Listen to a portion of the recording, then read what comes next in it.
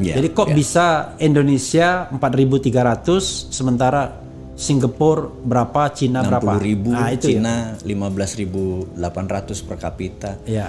Itu 60.000 itu adalah 12 kali lebih besar dari Indonesia ekonominya gitu ya. Emang sih Indonesia populasinya besar secara jumlah, tapi kan growth-nya, pertumbuhannya itu.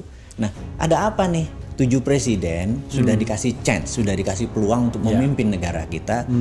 Berapa menteri keuangan sudah dikasih peluang untuk memimpin negara kita. Kemudian berapa menteri ekonomi yang sudah memimpin negara kita. Kok kita belum bisa menjadi negara superpower? Ya. Kan pertanyaan ekstrim, menjadi negara superpower. Kita nggak mau menjadi negara market.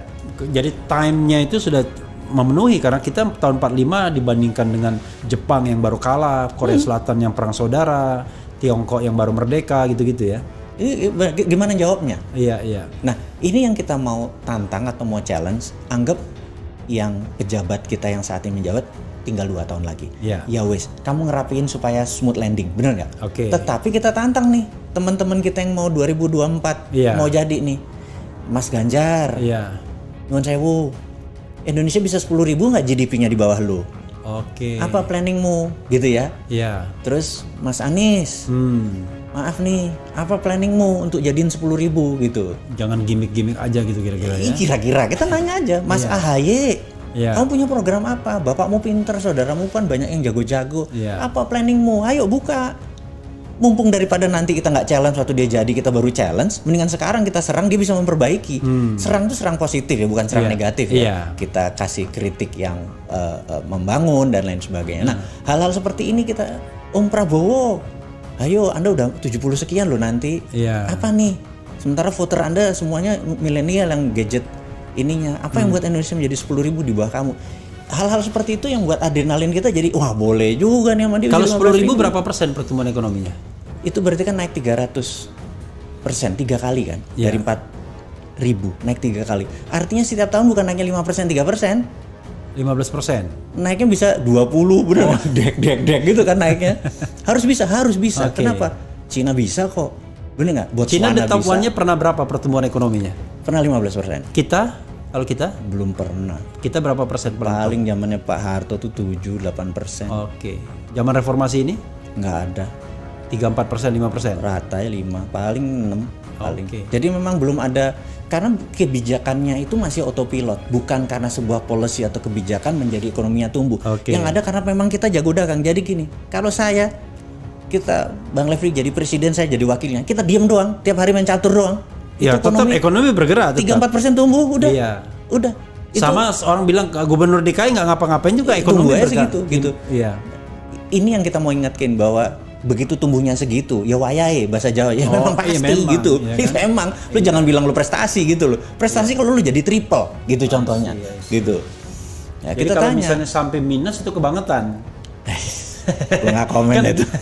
Kan ada kan perusahaan yang monopoli ya kan, di backup oleh negara, kok bisa rugi deh? Ya itu aneh kan mas. Tapi lihat rumah yang pejabatnya, lihat ganti nggak, rekeningnya tinggi nggak, cuma itu doang. Iya, biasanya kan perusahaan boleh rugi, pejabatnya enggak. Boleh itu benar.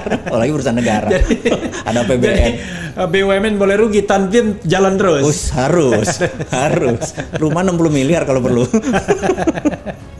Nah, yang begini-begini ini kan kita tahu lah ya. Ada orang mengatakan udahlah kita ini harus bersatu. Iya bersatu, tapi kan orang pencoleng sama orang yang ingin memperbaiki negara mana bisa bersatu gimana? jangan nyolong lagi baru kita bisa. Benar. Iya kan. Benar. Itu kira-kira. Oke. Nah, pertanyaan saya adalah if Bosman, ya kan, your position is there, ya kan? Apa yang mau dilakukan untuk triple kali, 3 kali lipat, 4 kali lipat itu? Ada banyak sudut yang harus dipecah, tapi saya berusaha membuat jawaban yang paling populis dulu aja. Supaya gampang dicerna. Gitu ya. Kita tahu bahwa negara di utara Indonesia itu adalah negara produsen. Ada Taiwan, Hong Kong, Tiongkok, Korea Selatan, Jepang, itu negara produsen. Mereka setiap tahun. Emang di selatan kita ada negara nggak ada kan? Nggak ada yang powerful kan? Iya kan? Adanya Darwin ya. Di bawah doang. Nah, di Utara kita itu setiap hari perlu 18 juta barel oil. I see. Indonesia itu perlu 1,5 juta barel per day. Dan 60% nggak produktif kan buat motor. Jadi nanti kita urusan dalam negeri, tadi untuk yang luar negeri. Nah, kita tahu bahwa minyak itu sumbernya dari Selat Hormuz, dari Timur Tengah dan lain sebagainya. Dan itu adalah pasti Amerika nih. Ini bukan karena wah ini bosman antek Amerika, ntar dulu. Ini sabar dulu ya, kita selesaiin dulu diskusinya.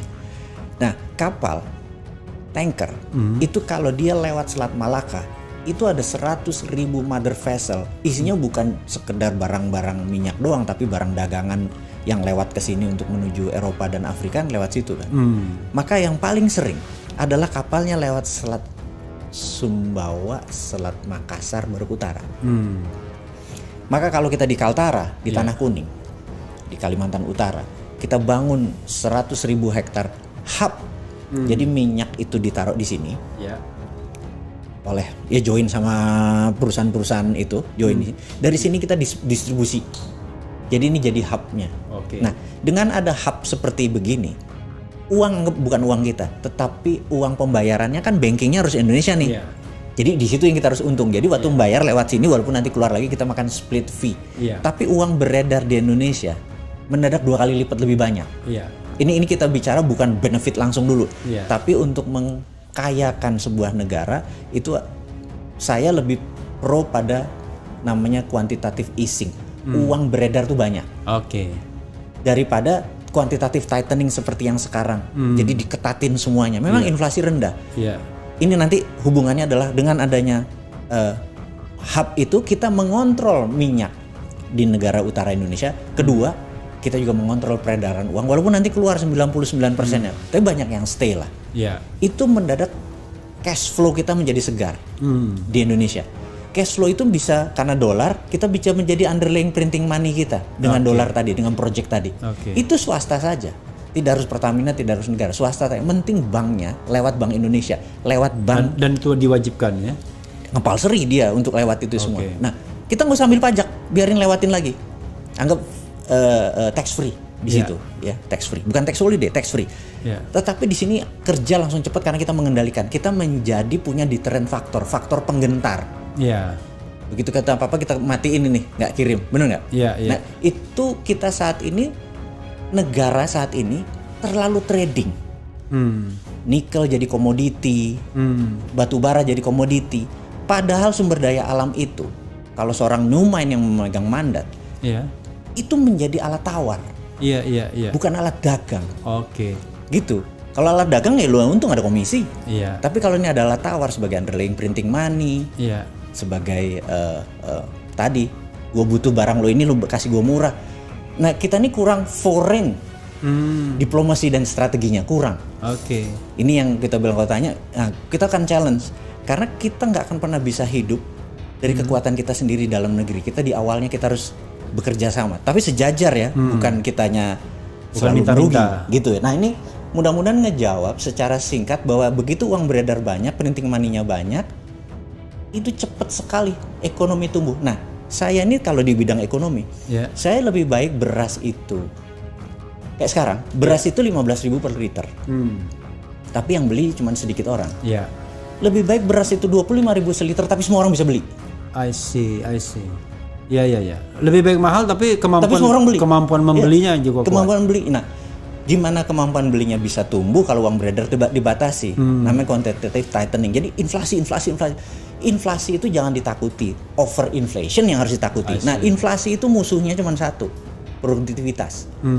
Kalau nggak ada produktivitas, matiin aja itu uang beredar. Tapi kalau produktivitas ini ngalirin aja, karena nggak akan ada inflasi selama produknya tinggi. Jadi ini kita bilang bahwa kenapa inflasi kita ada, ini kita rendah. Satu jawabannya, produktivitas Indonesia atau produksi Indonesia rendah. Dan ini harus diakui. Rendah, karena apa-apa impor. Gitu ya. Nah, ini kita mau challenge. Industrinya industri ekstraktif, cuman jual-jual yang ada. Itu trading namanya, benar nggak? Tidak membuat A menjadi B menjadi C menjadi value added gitu. Kira-kira begitu. Ini udah azan nih. Udah azan, kita berhenti dulu.